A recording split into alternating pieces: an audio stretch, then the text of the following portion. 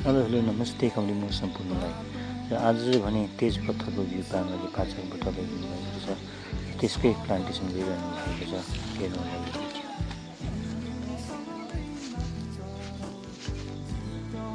ठुलो हुन्छ नि बाङ्गा यो ठुलो हुन्छ नि रुख हुन्छ यो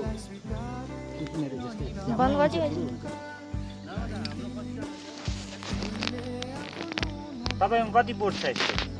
यो थुप्रै छ मसिनहरू बिरुवा थुप्रै छ। बजार लान्छ नि तपाईँले?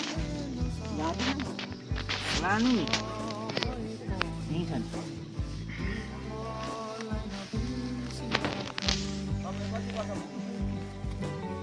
यहाँ जो हाम्रो बाङ्गाले तेजपत्ता लिएर रोपिदिनु है। बाङ्गा त एकदम एक्टिभ छ नि हौ। पाचक दिन चाहिँ कहीँ चाहिँ एकदम पैदल यात्रा गर्नुहुन्छ जहिले पनि।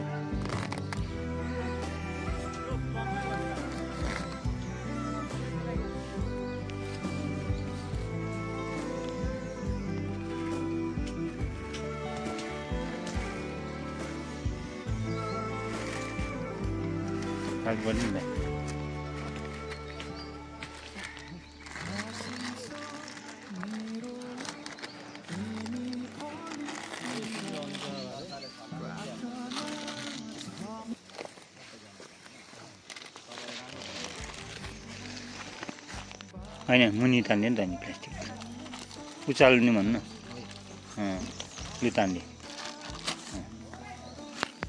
लु रोप्नुहोस् त बाङ्गा।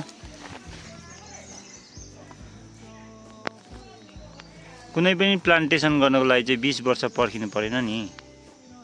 जहिले समय मिल्छ त्यही नै हो सुइटेबल जात। ल है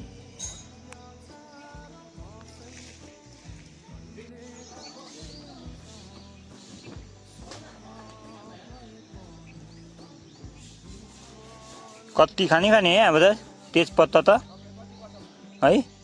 तेजपत्ता नि कति खाने अब त चियामा लगाएर खाने कि सब्जीमा लगाएर खाने कि है? सबैमा यो चाहिँ खुनको लागि चाहिँ बढी काम गर्छ। यसले चाहिँ चियामा लगाएर खाएको चाहिँ हामीलाई चाहिँ जुन चाहिँ दबाई बनिने चिजहरूबाट चाहिँ जानकारी नदिएको रहेछ कि खास गरी दबाईको लागि खानु हो। यो दबाई है केमा दबाई हुन्छ अरे? खुन अरे? खुन सफा गर्छ। पेटमा अब कतिवटा स्टोन आउनेवाला हुन्छ नि त्यसलाई पनि बगाएर लान्छ। ए अन्त यसले चाहिँ आँखाको लागि अनि टोइलेट पिसाबहरू सफा गर्ने यसले सबै कुरो काम। युरिन सफा पनि गर्ने है पिसाब। यसले एकदमै गुणकारी रहेछ त है यो तेजपत्ता त। हामीले खानु पर्दाखेरि एउटा शुद्ध नुन भन्छ कि त्योसँग बिहान पानीमा चाहिँ यो उमाल्नु चाहिँ रङ नलगाइकन शुद्ध नुन हालेर चिनी नहालेर शुद्ध नुन भन्छ। बजारमा पाउँछ कि अब तपाईँलाई थाहा छ।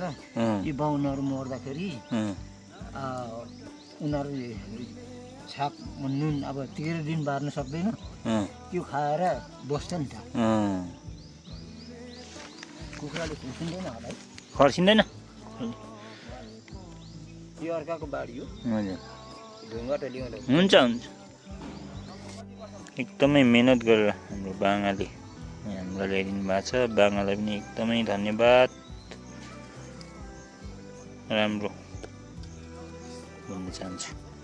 थ्याङ्क यू सबैलाई। Have a nice day.